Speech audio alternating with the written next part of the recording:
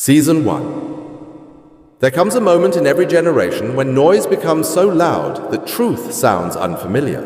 And this is that moment when hearts are busy, yet empty. Minds are entertained, yet restless. And souls are connected to everything, except there. Creator in this season, a voice does not shout, it does not compete, it calls gently yet firmly. And that voice is the living message of Yeshua, the Messiah, not bound by religion, not limited by buildings, not owned by systems, but alive, flowing, and personal. This message is not written to impress. It is released to awaken because something eternal is stirring beneath the surface of your life, whether you recognize it or not. Long before you searched for God, He searched for you long before you. Question truth. Truth was looking directly at you, and right now, as these words reach your eyes and pass through your thoughts, they are not accidental, they are intentional, divinely timed, and spiritually targeted, because grace is not random, and salvation is not a coincidence. Yeshua does not enter lives through force. He enters through invitation. And this invitation has been waiting patiently through your delays, your doubts, your distractions, and your disappointments. You have walked through seasons where you felt unseen, unchosen, and unnoticed. But heaven marked your name before you ever understood your worth. You were not created to survive. You were created to carry light into dark spaces. And this generation is starving for light, pretending to be full on entertainment, fulfillment, and pleasure, yet desperately broken inside. The Messiah does not come as a motivational idea. He comes as living truth, transforming identity, restoring purpose, and reconnecting the human spirit to its original design. This divine message is not about fear. It is about remembrance, remembering who you were before the world trained you to forget, remembering that you were formed with intention, peace, and authority, remembering that faith was never meant to be complicated, but lived boldly, daily, and sincerely. When Yeshua walked the earth, He did not chase crowds, He revealed truth, and those hungry followed Him. Today, the pattern remains unchanged. This message is for the hungry, not the comfortable for, the searching, not the satisfied, for those brave enough to admit they need more than routine religion and repetitive words. The kingdom of God was never confined to Sundays or sanctuaries.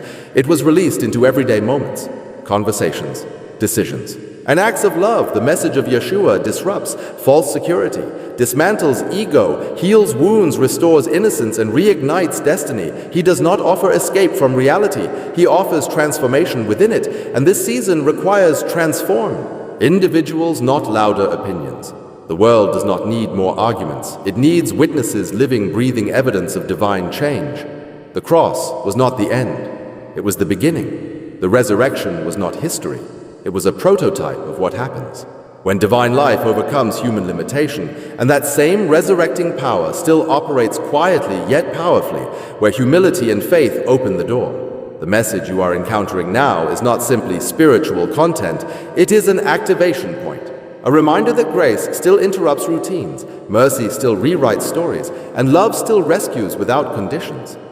Yeshua Masih is not a concept to debate. He is a presence to experience, and in this season, He is calling people back to simplicity, back to truth, back to intimacy, back to courage.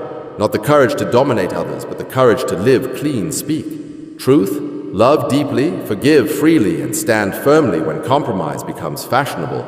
The divine message does not promise an easy path, but it promises a meaningful one.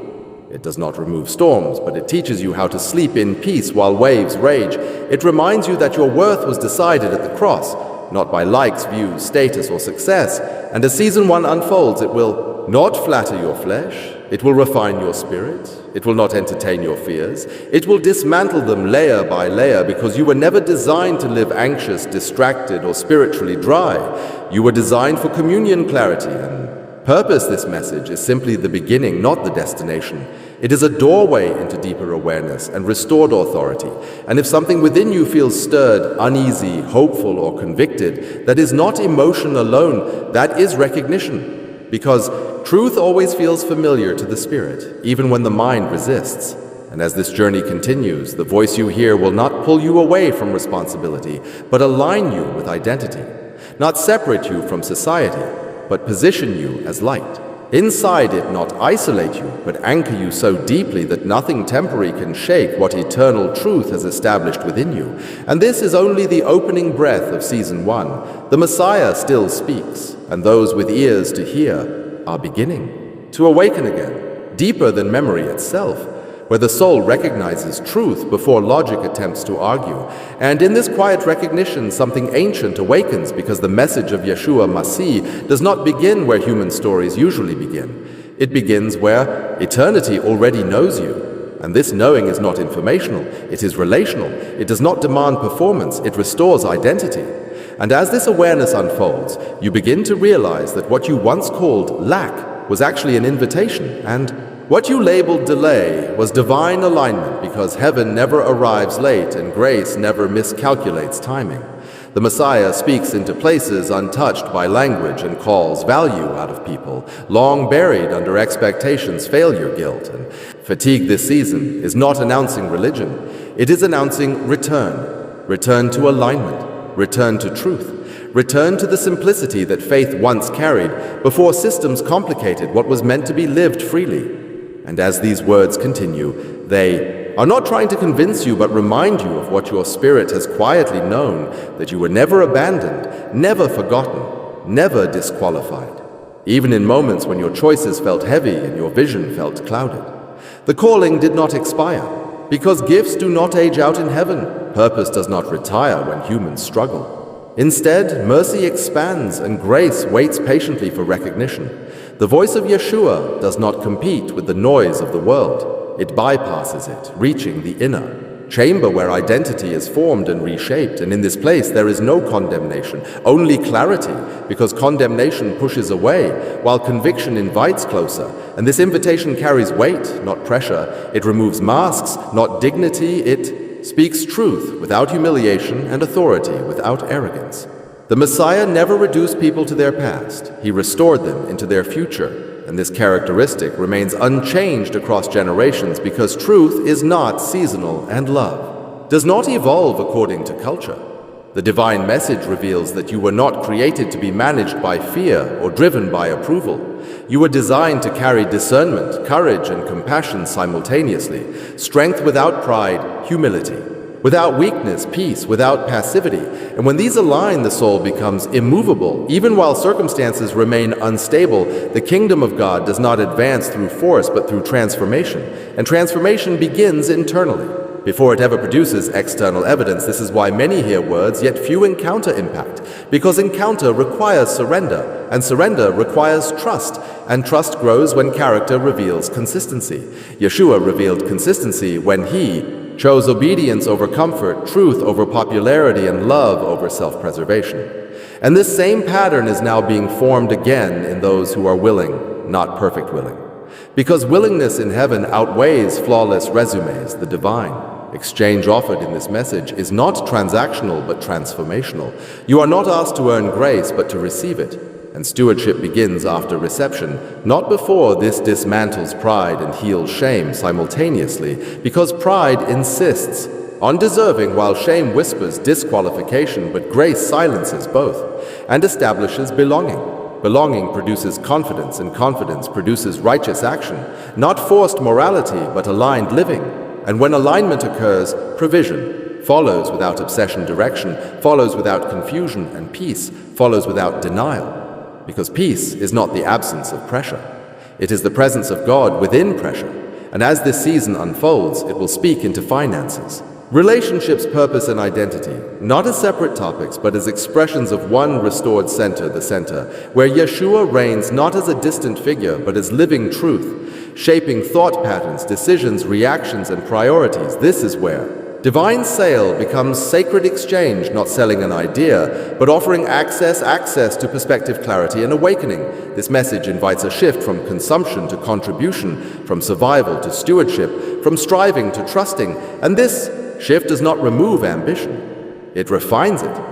Ambition once fueled by insecurity becomes vision, fueled by obedience, and vision anchored in obedience consistently produces fruit that outlives applause. This season challenges superficial inspiration and replaces it with rooted conviction, because inspiration excites temporarily, but conviction sustains eternally. And the voice of the Messiah always builds within, rather than impressing from afar. Those who truly hear begin to walk differently, speak differently, choose differently, not because rules change, but because desires were healed. Desire healing is the deepest miracle because behavior naturally follows restored desire, and when desire aligns with truth, transformation becomes effortless. Discipline transforms into devotion, sacrifice transforms into joy, and obedience transforms into freedom in this real life. Able to contain the contradiction of human weakness and divine calling simultaneously without collapsing under guilt or false expectations, because the message of Yeshua Masih never demanded perfection before relationship. It established relationship first and allowed perfection to be a process rather than a requirement. And this reverses the exhausting pattern many hearts are trapped in, trying to become worthy before approaching God when worth was already settled long ago. And this internal shift begins to fracture old belief systems that equated struggle with failure and silence with abandonment, revealing instead that many silent seasons were formative chambers where depth was developed quietly away from applause, distraction, and comparison. The divine strategy often withdraws visibility to build stability, because exposure without foundation produces collapse, and collapse often masquerades as spiritual confusion, when in reality it is structural imbalance being revealed and corrected by grace. The Messiah does not shame the collapsing. He supports the rebuilding and speaks identity louder than circumstance. And when identity is anchored, storms lose authority, even if they do not immediately lose presence, and this anchoring is not emotional dependence, but spiritual alignment where truth governs perception and reaction rather than impulse, fear, or habit. The Vikandan flow of this message mirrors the internal reordering that occurs when divine truth confronts accumulated distortion layer by layer, belief by belief, memory by memory, not erased but redeemed, meaning reattached, replaced, and elevated. And this redemption of memory heals the inner narrative that often sabotages forward movement, because people do not fail from lack of effort. They fail from corrupted internal stories, telling them what to expect, what to tolerate, and what to believe about their limits. The divine message interrupts these stories not aggressively, but persistently, until a new narrative takes root, one marked by sonship, not survival, by stewardship, not scarcity, by mission, not maintenance. And this narrative shift impacts every domain, including finances, purpose, creativity, leadership, and relationships, because alignment is holistic. Fragmented faith produces fragmented outcomes, but unified belief produces consistency, and consistency produces credibility, and credibility creates natural influence, the season addressed. Here is not about becoming louder, but becoming clearer, because clarity creates gravity, and gravity draws impact without manipulation. Yeshua never marketed himself yet. Multitudes followed because authority was recognized, not advertised. This principle remains intact today. Authentic alignment attracts without, striving and disarms skepticism, because truth carries resonance that bypasses argument and reaches conscience quietly, powerfully, and enduringly. And as this message continues unfolding, it intentionally avoids emotional hype, because hype fades, but conviction matures, and maturity sustains long-term obedience, and long-term obedience reshapes generations, not trends. This perspective reframes timing, success, and patience without diminishing urgency. Urgency now becomes obedience-centered rather than anxiety-driven. And when urgency is properly aligned, it produces action without panic, decisiveness without arrogance, and courage without recklessness. This is the temperament of the kingdom: calm, focused, bold, anchored, and uncompromising in truth, while compassionate in application. And this temperament is cultivated, not downloaded, requiring process, community, humility, and continuous refinement. The Messiah modeled this rhythm, withdrawing to realign, returning to serve, releasing power, then disappearing again from the public eye, because identity was never built on attention. And this pattern challenges modern obsession with constant visibility, reminding that fruitfulness does not always correlate with exposure, and some seasons must remain unseen to protect integrity and depth. And this protection often feels like isolation to those still equating presence with validation. But isolation with God often precedes elevation with purpose and understanding. This prevents mislabeling growth seasons as punishment when they are preparation. And this awareness dismantles resentment toward waiting. and replaces it with gratitude for shaping, because shaping preserves destiny more than rushing ever could, and this reframing heals impatience, which is often fear disguised as ambition, and fear always distorts judgment, but love clarifies it. The message of Yeshua centers love, not sentimentality, but covenantal love that holds truth and mercy together without compromise, and this balanced love heals extremes. Legalism without affection, and affection without accountability, neither of which produce transformation. But combined, they restore wholeness, and wholeness empowers responsibility, not independence from God, but dependence that strengthens rather than weakens, because healthy dependence produces security, and security produces fearless obedience.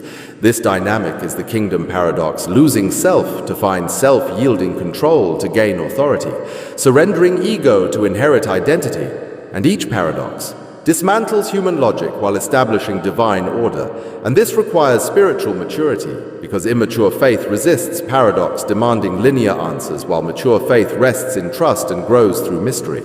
Not all clarity is immediate, and not all progress is visible, but alignment is always active beneath the surface, and the divine message trains perception to notice internal shifts, courage increasing anxiety, loosening peace, stabilizing appetites, refining priorities, reordering them. When internal order stabilizes, external order eventually follows, though timing remains sovereign, and this releases pressure to perform spiritually and instead invites presence, purity, and perseverance. The Messiah consistently invited, abide, remain. Dwell, because from abiding flows fruit without forcing, and fruit that remains beyond seasons, and this abiding posture is incompatible with a consumption. Only mindset requiring transition into stewardship, where revelation is not hoarded but expressed, lived and transferred through service, advocacy, generosity, and integrity and stewardship. Matures vision, clarifying that this message is not merely for personal elevation, but communal restoration, because healed individuals heal, systems awakened hearts.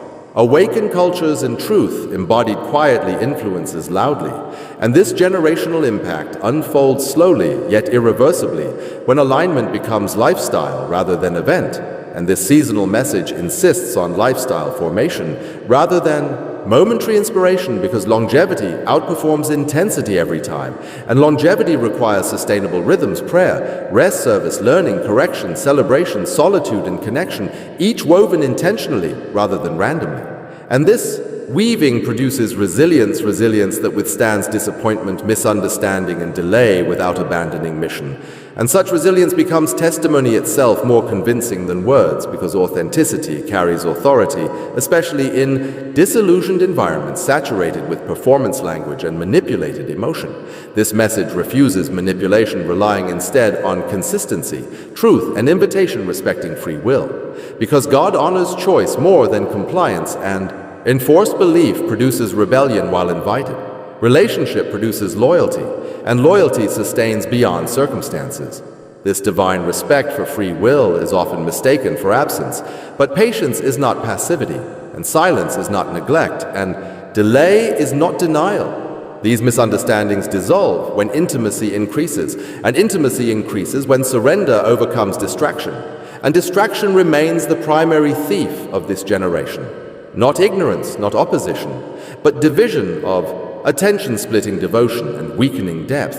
And the message of Yeshua gently recenters attention, calling simplicity over complexity, depth over breadth, truth over trend, because lasting transformation rarely travels through shortcuts, it travels through alignment, and alignment demands intentionality, choice, and repeated return. And this returning is never failure, it is practice. Just as physical strength grows through repeated resistance, spiritual strength grows through repeated surrender, choice, obedience, and recalibration. And this practice establishes spiritual muscle memory, enabling response under pressure without panic, because training surfaces in crisis. And this preparation empowers courage during testing, not because anxiety is absent, but because trust is present, and trust redirects focus from outcome to obedience, from control to faithfulness, from worry to worship, and worship reorders priorities, reminding perspective of scale, who God is and who we are within His design. Neither inflated nor diminished, simply aligned, and alignment produces peace even before solutions appear, because peace is relational. not circumstantial, and this peace becomes witness to surrounding anxiety, quietly confronting despair without argument. And this is how the kingdom spreads, not through force, but through presence, people drawn to stability, truth, and hope embodied consistently. And this embodied message continues unfolding beyond explanation, breaking down false divisions between spiritual and practical, revealing that faith governs commerce, creativity, leadership, governance, and family equally. Because God never intended compartmentalized devotion and secularized living, but integrated purpose where values guide decisions and integrity anchors ambition. And as this integrated life form's influence becomes redemptive rather than exploitative, service-driven, rather than ego-fueled, stewardship-focused, rather than consumption-driven. And this redefinition of influence corrects modern distortions associating power with dominance rather than responsibility and the Messiah model.